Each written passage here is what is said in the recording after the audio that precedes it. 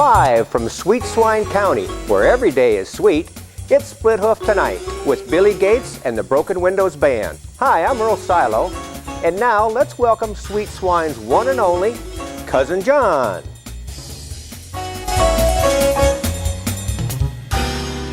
Hey, thank you, folks. Welcome to another great show of Split Hoof Tonight. Sergio, what are you doing here? Hello, Cousin John. Well, Earl called me about 15 minutes ago, said he's over at KLUK Studios waiting for you to start filming. That Earl. We can't be at KLUK. You know, that's in the old Grange Hall that I foreclosed on a couple years ago, you know. Oh, yeah. We got a minor rat infestation there. So I built this addition out of my cabin not too long ago. You know, my cabin here, we're here on the gorgeous shores of Swine Lake out on Moose Knuckle Point. This is a great place. So here we are, and we're in my little, what do they call them nowadays? A little man cave / office and / studio now. And when we get finished with the, folks, you're going to love this. When we get finished with the addition, there's going to be room over here for a full studio audience and the band. It'll be great, but from now on, this is where we're going to be, right here. Well, maybe that's why Earl's not here, because he's, like I said, he's over there in his spot, and he's standing there, and he's just waiting for you. Yeah, I don't know. That Earl, I think he's going to be waiting for a lot of things. But, you know, Sergio, you know, come think about this. I was just looking at the news the other day, and they're talking about this impending government shutdown. And our brain trust there in Washington, they've decided what they're going to do is they're going to furlough, you know, a little unpaid leave for 800,000 non-essential government employees. Hey, I got an idea. What's that? If we got 800,000 non-essential personnel, why don't we just make those furloughs permanent? Ha! That's a good one, Cousin John. Yeah, you know, and it's so funny too, because, you know, the politicians, they always want to concentrate on a problem versus a solution. You know, we got illegal immigration, we got those hurricanes and all the cleanup and all that stuff, and all the way down to the alligators that are attacking people down in Florida. I mean, geez, folks, I got to tell you, you know, there is no off switch on genius. Let me tell you what I do. We're going to dig a moat all the way along the whole Mexican border with the United States, and then we're going to take all that dirt and we're going to send it to places like New Orleans and all those places. We're going to build the levees up so they don't have to worry about the floods, and then we're going to ship in all those nasty alligators from Florida, and we're going to put them in the moat.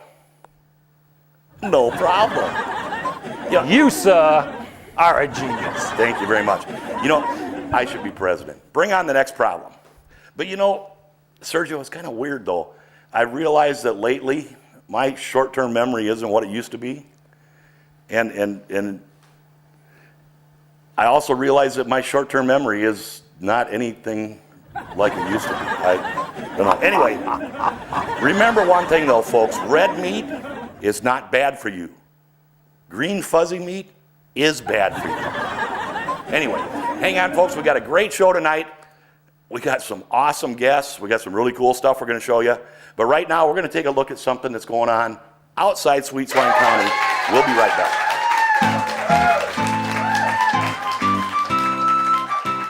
Hi, it is I, Patrick O'Shaughnessy, master storyteller. Perhaps you'll remember me.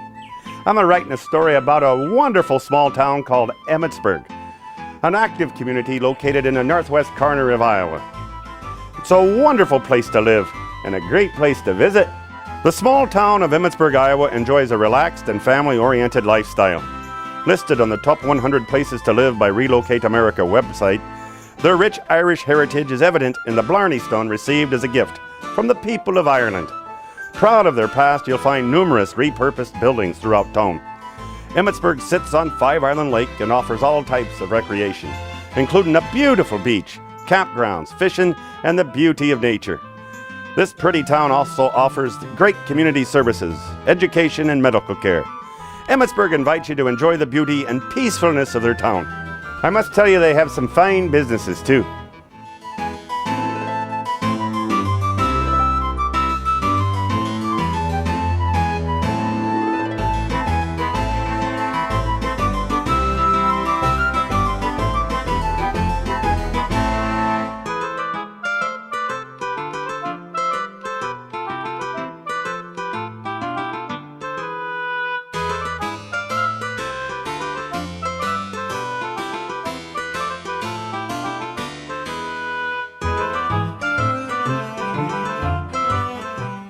Emmetsburg, Iowa, a beautiful town and the home of Five Island Lake.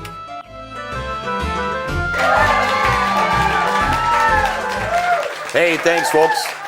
Welcome back. Sergio, what do you think of the new set? Well, it looks like a cabin. Well, it is a cabin. Like I said, this is my cabin right here on the beautiful shores of Swine Lake, right out there on Moose Knuckle Point. And so and I'm surrounded by a lot of my favorite stuff. Look there, got some of my old Tonka Jeeps. Oh, yeah. Look there. There's a Ponderosa Ranch Camp Cup, and I got some of my old board games, Dukes of Hazzard, Barney Miller, Charlie's Angels, my Wild West lunchbox with thermos. Got my old pedal car from when I was just a little tyke down here. Got a couple parking meters. I'm not exactly sure where they come from, but that's okay.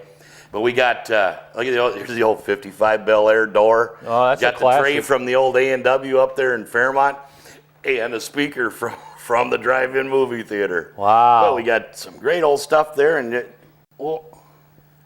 what's all that old fishing stuff there?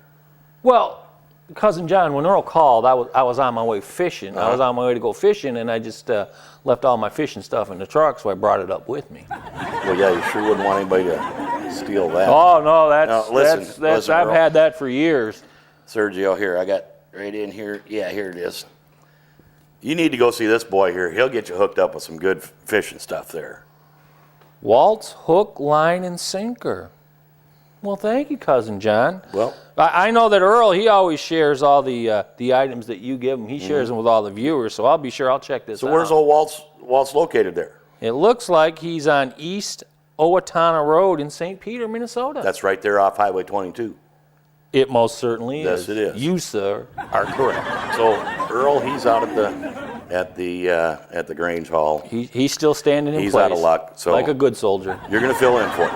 I am. I'll be All more than right. happy Well, to fill good. it. As a creative director, it's probably my responsibility That's right. to do so. Ladies and gentlemen, the creative director from KLUK TV, Sergio Furleone. All right, that's enough. Now we got it. So now, usually when Earl's here, he kind of tells us about some places that he maybe might want to go see someday. You know, you and I both know Earl is well over 21. He's an adult, but he has never left Sweet Swine County. No, that's what I understand. He hasn't. But I tell you what, I have a couple of places in mind that just might motivate that man to go ahead and get out of Sweet Swine County. We might have to do that. Why don't you tell the folks about that a little bit? So this is what I think Earl should do the next time. Earl Steps Out! Have you ever heard about chainsaw art? Is that the guys that make the sculptures and all that stuff? It is. Oh. Well, I'm here to tell you that in Storm Lake, Iowa, you need to go see an incredible display of unique tree sculptures that are being created around the community by chainsaw artist Jeff Klatt. Klatt has the incredible ability of using a chainsaw to turn trunks of dead trees into unusual sculptures in parks, along trails, and local businesses and homes. All over town there. All over town. Wow. The subject of his chainsaw artwork ranges from depictions of wildlife, Native American scenes, angels, trolls, and even some comical characters. Let me tell you, Klatt is a genius when it comes to carving tree sculptures with his chainsaw. The city of Storm Lake has really supported Klatt's artistic venture as a community-wide cultural project that can be enjoyed by residents and visitors. Each year, Klatt is creating new additions for the city's collections. And the best thing is, you can actually watch him as he chainsaws big hunks of wood into pieces of art. Big old tree trunks into nice You stuff. bet. Cool. Klatt is quite a performing artist and is fun to watch, and he often can be seen entertaining with chainsaw in hand at charity events and festivals. For a current list of all sculptures he has in and around Storm Lake, Iowa, as well as upcoming events where Jeff Klatt will be showing off his talent on Storm Lake's website at www.stormlake.org. And that's what I think Earl should do the next time. Earl Steps Out! Good job, Sergio. You know, one other thing I wanted to show you, one of my favorites. You remember Lost in Space? I do. This is the Danger, Danger, Will Robinson. This is the little robot from there. But you know, there was a tragic thing. The gentleman that did the voice of the robot, he just passed away recently. Oh. His name was Dick Tufeld. He was well into his 90s, if I remember right. Cancer survivor, all that kind of stuff. Just finally just wore out. But here's a little tribute to you, Dick. We miss your voice. So, Sergio, what do you say we bring out our first guest? Sounds like a plan. Okay, ladies and gentlemen, from the beautiful little town of Emmetsburg, Iowa, we have the executive director, not just any director, but the executive director of their Chamber of Commerce. Please welcome Deb Hite. Hey, that's really great. Deb, hey, thanks for coming up tonight. We really appreciate that a lot. Now, tell us a little bit about Emmetsburg. Well, Emmetsburg's kind of straight south of Sweet Swine County. Okay. Down along Highway 18 and Highway 4 in northwest Iowa. Okay. We're a town about, I'd say 3,900 people. And one of our main festivals that we have in Emmetsburg is the St. Patrick's Day celebration. That's right. There's a lot of Irish roots there in There Emmetsburg. is. No, like the name of the town, didn't that come from an Irish guy or something? Well, actually, came from an Irish patriot, Robert Emmet. But Robert Emmet really actually was an Englishman. But he didn't. That's right. But he did not care for the way that the Irish Catholics were being treated, and so he went to fight for freedom and ended up being hanged at the very young age of age 25. Wow. But they named the town after him then. They did. At that time, a lot of Irish were impressed with him, and he was like one of the human rights activists at the time. And so the early settlers of Emmetsburg in the 1800s and mid-1800s still thought very highly of him, and so they named the town after Robert Emmet. So if you've got a big Irish core there in town, I'm sure that somewhere around the middle of March you got a pretty big festival going on there. That's right, we do. Right around St. Patty's Day. Yes. Anytime that weekend of the 17th of March. Some weekends it falls on the 17th, sometimes it doesn't. We have a big celebration, and usually the biggest day is Saturday, of course, with a big parade and lots of things for family and to do, adults and children alike. Cool. Well, tell us about some of the stuff that you got going on there. What all is going to happen over that festival time? Well, any parade has to have a queen, right? Okay. Any festival. So the week before, the Sunday before on that weekend, there's a pageant for Little Miss. So we have anywhere from ages 5 to 16. There's 3 different Little Miss, Shamrock, Little Lassie, and Irish Miss pageants. And then the Saturday of the weekend of the Friday, of the weekend of the event, then there is a Miss Shamrock pageant where it's for the high school girls. Oh, okay. And Miss Iowa sometimes comes and visits, and so it's a big to-do. So we have the royalty, and then on Saturday we have the big parade. We usually have an Irish dignitary that comes from Ireland, comes over from their parliament, and spends the week with us, and it's really a big deal. So that person's like the grand marshal of the parade or whatever? That's right.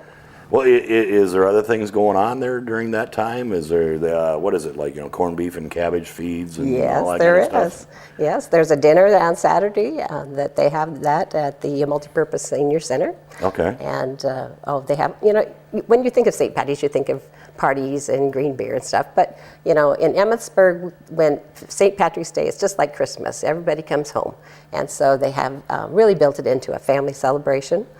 They have, let's see.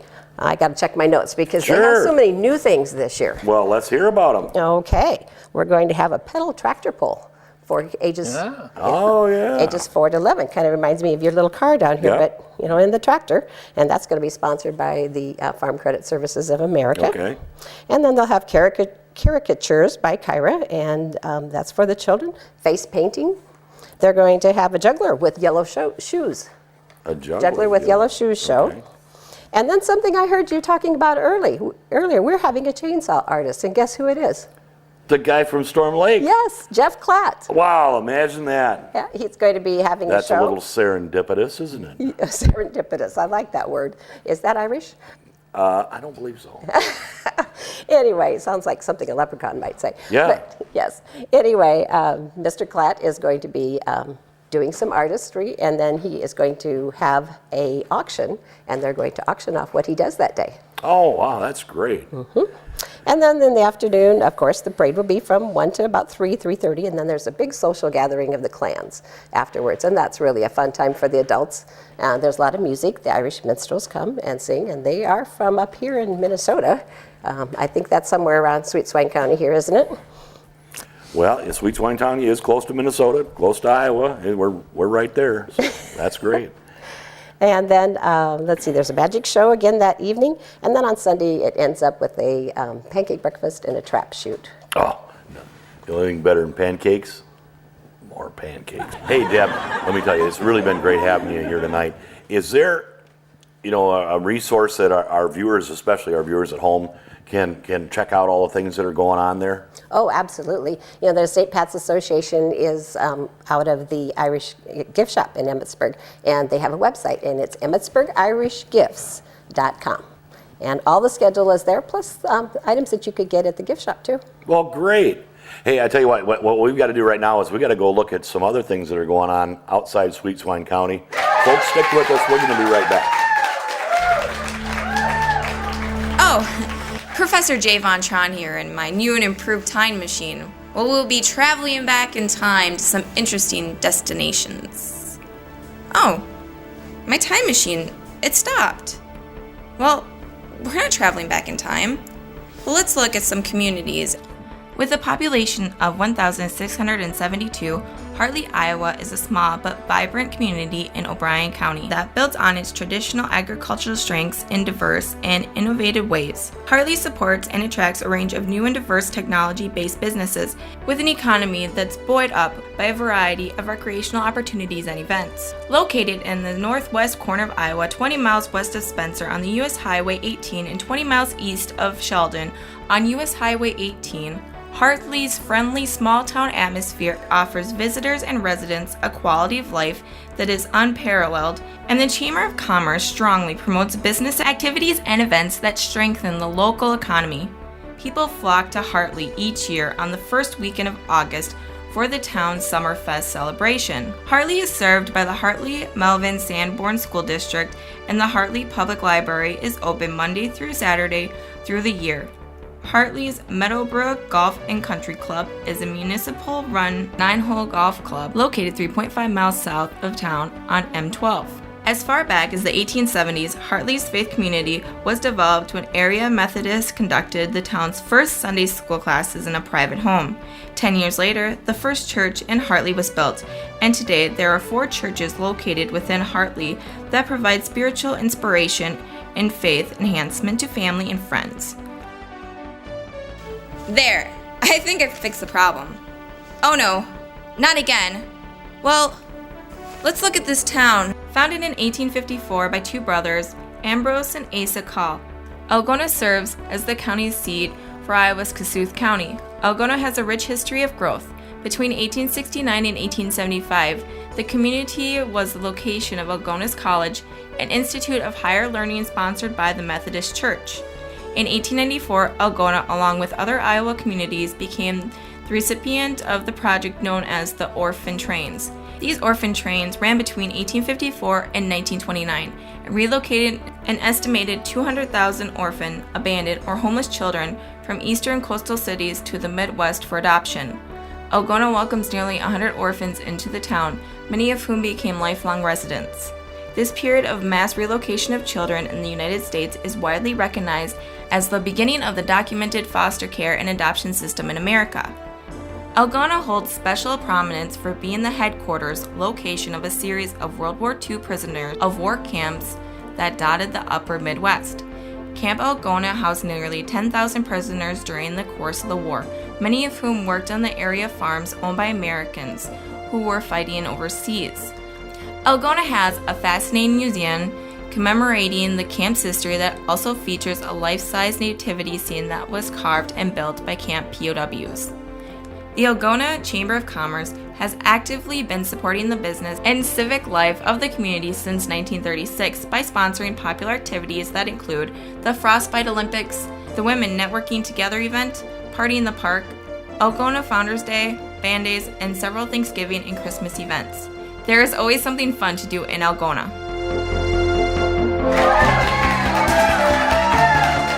Hey, welcome back. Hey, another great report. Sergio, where'd Deb go?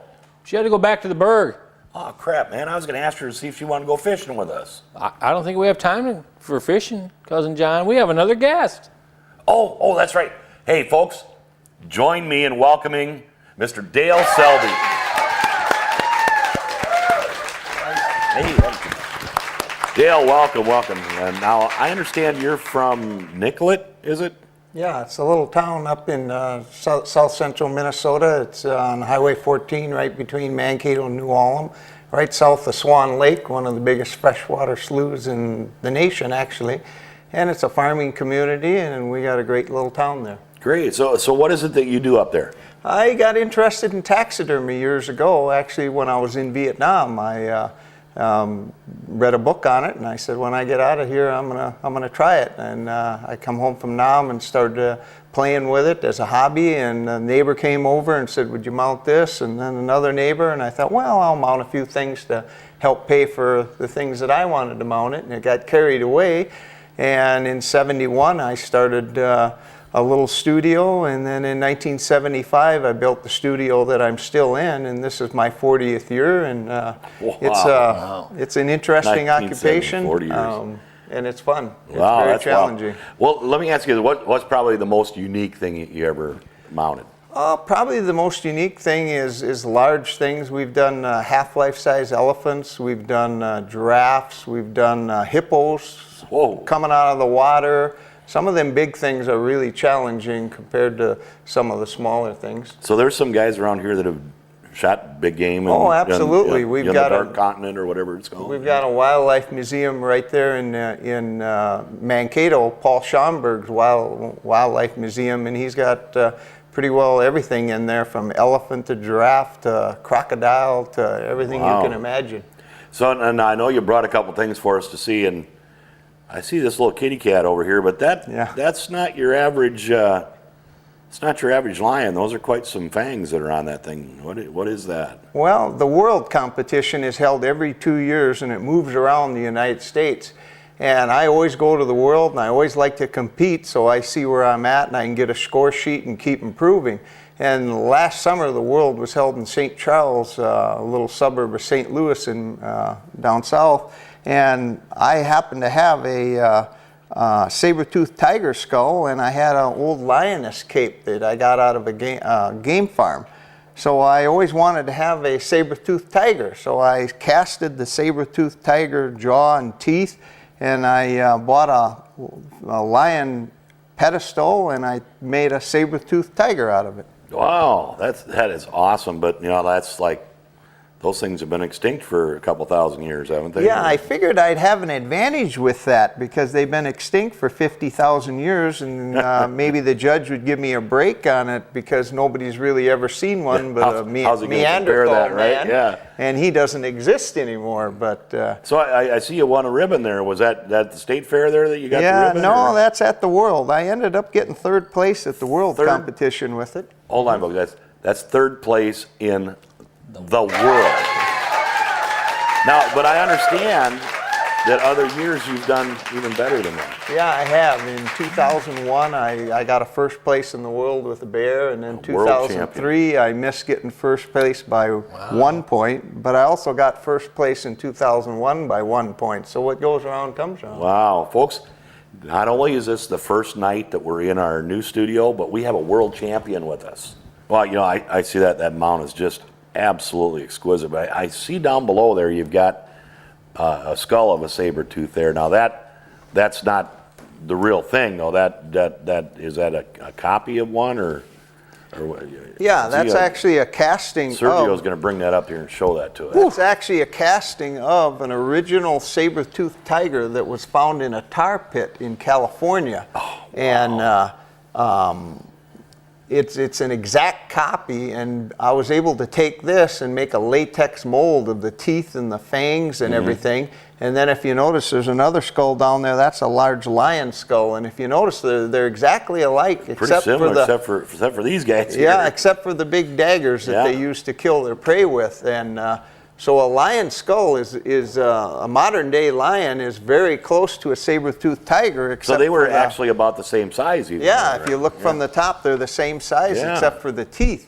So I was able to take a lion cape and pretty well make a saber tooth and just allow a little bit on the bottom for the big fangs to come out. And they pretty well had to look like that because of the skull being exactly like a saber tooth. Well, Dale, this is really neat here, but I saw you bring something else in that really kind of tugged at my heart. And folks, I tell you, I've shot a couple really large deer before in my life, but I have never, and I mean never, seen a whitetail like he brought in here. So tell us about this buck that's here. Yeah, that's a unique deer that came in from Iowa, and it is a hunting preserve buck. It was a enclosure raised animal. But the reason I bought it, I've been doing this for 40 years and I've mounted over 3,000 whitetails. But that whitetail there, he's 40 inches wide. And for a whitetail to have a outside spread of 40 inches I have never seen a buck like that. I've never seen a mule deer that wide. That's exceptional for a mule deer. And a whitetail, we've done some big ones, but that one 40 inches wide is an exceptional deer. That is absolutely phenomenal. I would really like to share this with the folks at home. Where can they go and see some of your stuff at? Yeah, I've got a unique website put together that shows all the different projects we've done and a lot of the species we've done, and that is www.selbywildlife.com. Great. And how about like your phone number if they want to give you a call and they just ran over an albino pheasant or something, they want to have you get that done up? Well, what would that be? Yeah, our phone number is area code 507-232-3760. Perfect. We'll get that out for everybody. Hey, Dale, I tell you what, thanks so much for coming in and showing us this stuff. Folks, get on that website, take a look at this thing. You cannot believe how cool this stuff really is. Anyway, Sergio, he's got himself a new kitty cat there. So Dale, I really want to thank you for stopping in tonight and showing us the things and bringing us, holy cow, a 50,000-year-old statue. That's really something. Yeah, I've seen these reports you've done. Can you show one? Oh, absolutely. Hey, folks, we're going to go look at something that's going on outside Sweet Swine County. We'll be right back. Hello, Sweet Swine County. This is your roving reporter, Clarice. West Bend is known as the home of the Grotto of the Redemption. Often referred to as the eighth wonder of the world and described as a miracle in stone, the Grotto of the Redemption is a composite of 9 separate grottos, each portraying a scene in the life of Christ. It includes the largest collection of precious stones and gems found anywhere in one location. The beautiful artistry has to be seen in order to be appreciated, and the message it inspires is beyond words. If you are taking a trip to West Bend to visit the grotto, plan to stay at the Living Vine Bed and Breakfast. Open for business year-round, this quaint, antique-filled 1917 craftsman-style bungalow home offers 4 bedrooms and 2 shared bathrooms. It provides a unique bed and breakfast getaway experience in a charming community of 785 people. Living Vine owners Ron and Noreen Powell will enthrall you with stories about the area while serving up a delicious morning breakfast that they make with real Midwestern love and attention. The Living Vine Bed and Breakfast offers visitors to West Bend an affordable way to spend a weekend in this fascinating town established in 1856 in Palo Alto County, Iowa. You'll find the Living Vine Bed and Breakfast located at 108 2nd Avenue Southwest in West Bend. Make sure to tell them that Clarice from our story sent you. From Sweet Swine County, this is your roving reporter, Clarice. And as my Norwegian Nana would have said, hid away, hardly means forgotten. Bye. That was amazing. Oh, I tell you what, there's so many good things going on outside Sweet Swine County. But thanks again, Dale, for joining us. Appreciate having you here. Sergio, thanks for filling in for My good old pleasure. Earl. Folks, that's another one in the can. Good night, everybody. Good night.